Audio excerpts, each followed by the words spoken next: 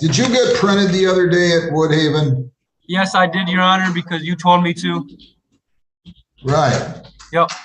And I didn't know I had a tether violation, and they arrested me. And also, I need to pay a ticket Slow today. down. Slow down. Sorry. Slow down.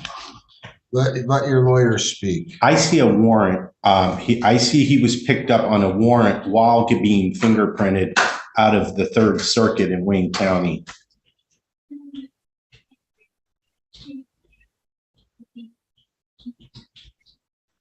Do you have a, is there a deputy right there? Yeah. Deputy, can you come back up here, please, and state and spell your name for me? My name is Officer Marquise Rigel, M-A-R-Q-U-I-E-S. Last name Rigel, R-I-D-G-E-L-L. Thank you. Mr. Elliott was picked up on a tether violation, it says, on the 4th. For the life of me, I cannot figure out what the tether violation is. I read this record, this report here, and it says that he was over there lurking at the police department. He's being fingerprinted. I noticed the above subject tracing the location of the Woodhaven Police Department. I contacted Woodhaven Police, did verify subject was there. A detainer was emailed. I was notified the subject was at Woodhaven Police to be fingerprinted. A Third Circuit warrant was found and the subject was put into EMU writ status. So this has nothing to do with him. Him being in custody right now has nothing to do with a tether violation. Is that true or false? I'll have to look, sir. Hold on. I don't see any reference in there about a tether violation. Well, it says it in here. There was. I mean, implicitly they say it, but I don't see where there was one. I didn't order him not to go back to the Woodhaven Police Department. I think he was picked up on another warrant.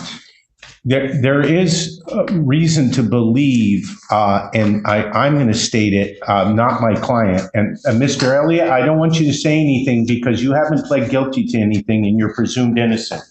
I have reason to believe that maybe there was a battery not charged when he was at home. That may be an issue. Excuse me, Your Honor. Yes. According to the system, it says he's here for malicious destruction and 2 counts of domestic violence. Now, about that report or being a violation of his tether, I would have to even read the report myself, sir. I didn't write the report. Can I speak? You're just, Elliot, I want to make sure you don't say anything that incriminates you because you haven't pled guilty to anything. I know I've been told 4 different things that it is. Like, I don't know what I'm That's fine. What is it that you're being told? I'm being told from the sheriffs that picked me up from the Woodhaven Police Department, it was a tether violation. Then when I first asked the Woodhaven Police Department, when I first got there, they told me it was a stalking charge. I've never stalked anybody. Then now it's a malicious destruction of property, which I'm paying off. That's from another case at Woodhaven that I'm paying off. And I need to pay that ticket off today as well, which is another problem for me, but that's beyond the point. So basically, I'm very confused. My tether got it. I know it's a tether violation, but I don't know. I'm sorry, Your Honor. I'm not trying to confuse you. All right, either. slow down. Just relax. We're all trying to figure it out together. Take a deep breath and relax. I did represent him on the one with the malicious destruction of property. It was a vehicle. Lisa, there is a note here, malicious destruction of property. It says malicious destruction, signs, bills, or notices. It says he has a, to Judge Hessen? Correct. Yes, I handled that file. Was he on, is he in custody on that one? I cannot figure out why this gentleman is in custody. I have a job. Mr. Elliott, I'm going to straighten it out for you, sir. Thank Okay? you. I'm really thankful. He's working 2 jobs. He's stressed because he's going to lose his job. I just lost my old job because I got locked up. All right, settle down. I'm going to help you. Okay? Assuming you need the help or assuming you're deserving of the help. It doesn't look like he's on a tether for Judge Hessen's case, so there should not be a violation for that. I don't understand this. I just don't understand this.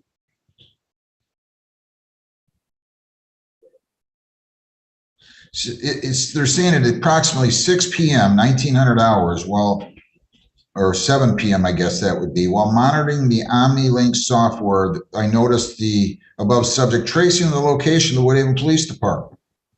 I contacted Woodhaven and did verify the subject was there. This is a sergeant from the sheriff's tether unit. The detainer was emailed that I was notified the subject was at Woodhaven to be fingerprinted. A Third Circuit warrant was found and the subject was put in the EMU writ status. So I don't know what the Third Circuit warrant's on, but that has to be the reason. But I'm just curious as to why they're putting him in front of me on a tether violation when it appears there was none. The subject was in compliance with his curfew at the time of the arrest, unless the tether violation is for violating a law, and that could have happened while he was on bond, and I ordered him not to violate a law. So I'm unclear. Do we have any other indication that this gentleman was picked up on any other case after he was in front of Judge Hessen, actually, for arraignment on February 21 of 23 and up through the present? And I see nothing. The Wayne He just County has the site only DD shows and the these list. 2 cases. Excuse me, Your Honor. Yes. Again, this is Officer Rigel again. I just got off the phone with the coordinator, and Officer Carruthers was stating that in the report, it should have said something about him violating due to police contact. Well, that could, hang on, Mr. Elliott. But nobody's telling us what the police contact is. I don't know what the Third Circuit warrant is. I'm looking at his lien. Now, granted, this one is dated March the 28th, so maybe you need to update that, Lisa. But I don't see anything on here on his criminal history indicating any other charge emanated after the February 21 of 23 incident. So why don't you start by running his lien again, an updated version? I know that's only 8-9 days, but Can I say something real maybe quick? that. I'm sorry? Can I say something real quick? Sure. I'm wondering if they think he was there getting printed on new charges. Well, Not that's Mr. Elliott, would you please stop? I ordered him that day, Deputy, to go and get printed at Woodhaven Police Department. He hadn't done it previously. I ordered him to go over there and get printed. That's why he was at the Woodhaven Police Department, because on this domestic violence case that I have that has an offense date of January 27 of 23, for which he was arraigned on February 21 of 23, I noticed when he was in court on April the 4th that he had not been printed. So I ordered him to go over there and get printed, and I set this for a bench trial. Then they're talking about on the tether violation that he was at Woodhaven PD. I think there's been some. I think there's been a misunderstanding, Your Honor. So do I. Your Honor, I'm going to ask that. Do we have any indication that he has any other case pending in Wayne County Circuit Court, the Deputy Marquez? No, sir, not that I see. None but the current stuff. Lisa, do you have any indication on anything, including the lien that you're either have run or are running or about to run, that there's any other hold? No, the lien is printing down there in the courtroom right now. And I looked on the Wayne County site. It only shows these 2 cases it's held on. So the problem is somebody had made an assumption, and my father used to tell me what would happen if you made an assumption, and it's not a good one. This guy's been he's been sitting in jail for 2 days. Unless there's a hold, I want him released immediately. Thank you, Judge. Okay? Yes, No tether?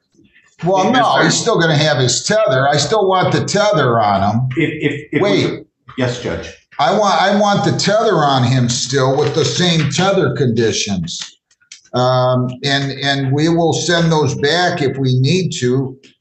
No contact with Isabella Cavalin or prosecution witnesses, no alcohol, no drugs, no firearms, no dangerous weapons. He's not to be within 2 miles of that individual's residence or place of employment, and he was not to be released until fitted with a GPS tether. So what I would like is, do you still have the tether right now, Mr. Elliott? No, they cut it off, Your Honor. So they need to get that back on him with those same conditions. And would you tell them the judge would really appreciate it if they would expedite it, since he's just spent 48 hours in jail, or if thereabouts 38 hours in jail that he shouldn't have spent 38 seconds on? Yes, So- Your Honor, I'll get with my sergeant ASAP.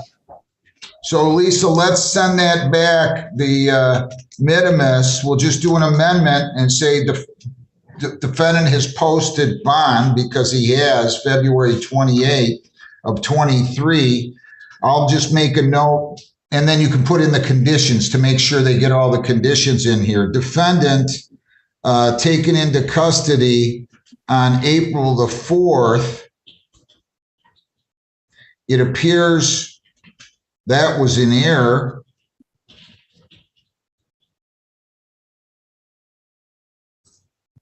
Defendant to be released immediately, but I need you to have those. But this is not right. Look, they got to be more careful down there. I mean, this guy now, he spent 38 hours in jail. I wouldn't want to spend 38 seconds in jail, let alone 38 hours. Now, he's got himself into trouble, but he still enjoys a presumption of innocence here. And now somebody's going to tell me they can't get the tether back on for a day or 2 or 6, and that isn't right either.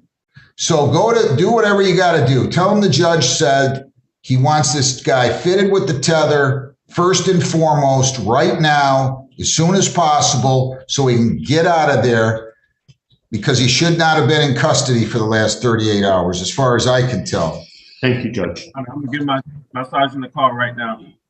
And if they need to talk to me, they can call the court and I'll talk to them. But you Yes, got to sir. be careful. Thank you very much, Deputy. Have a good day. Thank you, Judge. Thank you, Mr. Baldwin. Thank you, Your Honor. Thanks a lot, Mr. Elliott. Stay out of trouble, though. I will, man. I'll talk to I don't you. want you to say a word.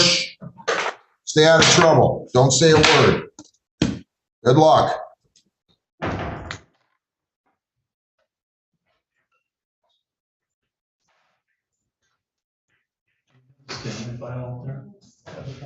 Yes. I'm trying to get him out of breakout. This case started with a confused defendant simply trying to understand why he had been arrested. But after the judge reviewed the records, it became clear that something seriously didn't add up. There was no clear tether violation, no new case explaining the arrest, and apparently no reason for him to spend nearly 38 hours behind bars.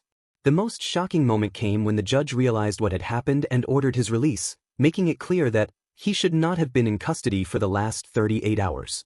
Honestly, I think the judge handled this the right way. He didn't just release the defendant, he pushed for answers and made sure the mistake was addressed. At the same time, the defendant was reminded to stay out of trouble and let his lawyer handle the situation. The biggest takeaway here is simple. When someone's freedom is on the line, mistakes in the system can have very real consequences. If you enjoyed this courtroom breakdown, subscribe for more real cases, especially the wildest sovereign citizen and courtroom moments. Thanks for watching, and I'll see you in the next one.